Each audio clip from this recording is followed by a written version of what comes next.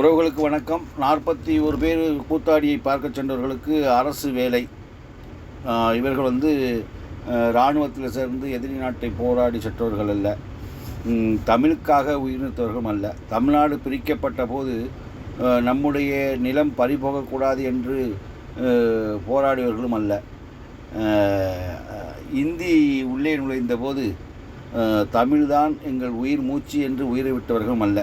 கூத்தாடி விஜயை பார்க்க சென்ற 41 முட்டாள்கள், இந்த முட்டாள் கூட்டம், தமிழர்களில் உள்ள முட்டாள் கூட்டம். இவர்கள் இந்த ஒரு நடிகனுடைய கவர்ச்சி அரசியலில் மயங்கி இதுதான் என்னுடைய சொந்த வாழ்க்கை, இதுதான் உண்மையான வாழ்க்கை என்று நினச்சி இந்த கூடிய கூட்டம்.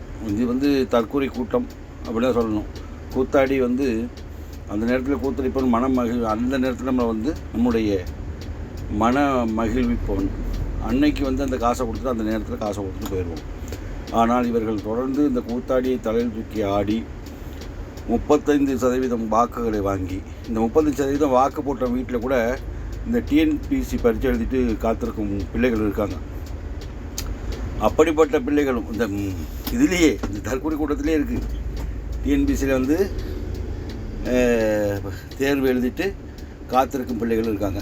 இப்போ இவர்களுக்கெல்லாம் 41 பேருடைய அந்த என்ன சொல்கிறது, அவருடைய இடஒதுக்கீடு, அந்த இடஒதுக்கீட்டில் 41 பிள்ளைகளுடைய எதிர்காலம், மாணவர்களுடைய எதிர்காலம் அவருடைய பறிபோகுது. இவர்கள் இவர்களுக்கு இந்த மாதிரி ஊக்கமும் ஆக்கமும் கொடுக்குறது எப்படின்னு கேட்டால், இது மிகப்பெரிய தவறான ஒரு செயல். கோமாளி கையில் ஆட்சி, போதை விற்பவன் புஷி ஆனந்த், கள்ளலாற்றி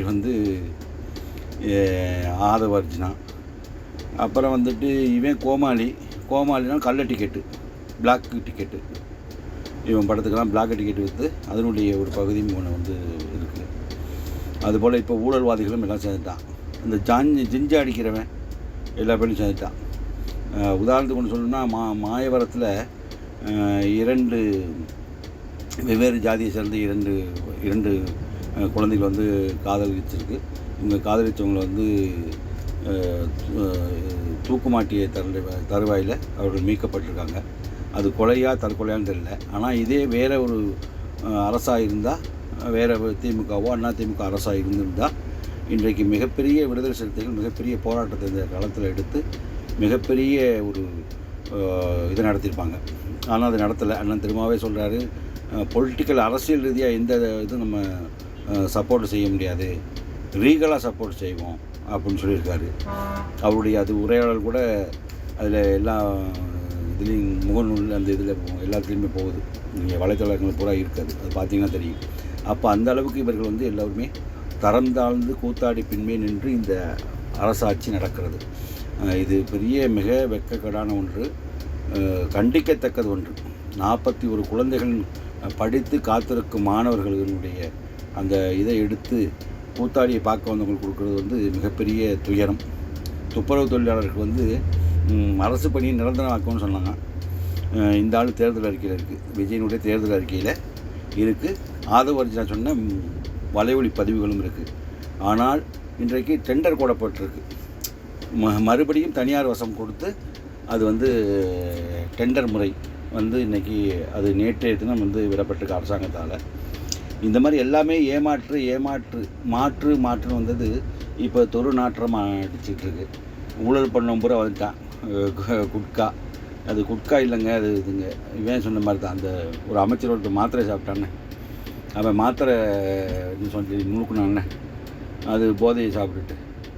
அதுபோல் தான் இப்போ குட்கா, அது இல்லைங்க, அது பவுடருங்க அப்படின்னு வந்துட போகுது. அது ஆயுர்வேதிக்கு பவுடர்னு வந்துட போகுது. அந்த மாதிரி எல்லா கலசடையும் ஒரே இதில் இன்னும் 5 ஆண்டுகள் சகிக்க வேண்டிய ஒரு தருவாய் இருக்கிறது. இவர்களுக்கு நீங்கள் எதிர்ப்பை காட்ட வேண்டும் என்றால், வருகின்ற இடைத்தேர்தல் இந்த நின்று ஜெயிச்சோம் பூரா மறுபடியும் இருக்கான்ல, இந்த தாவேக்காவுக்கு போயிட்டு தற்கொலை,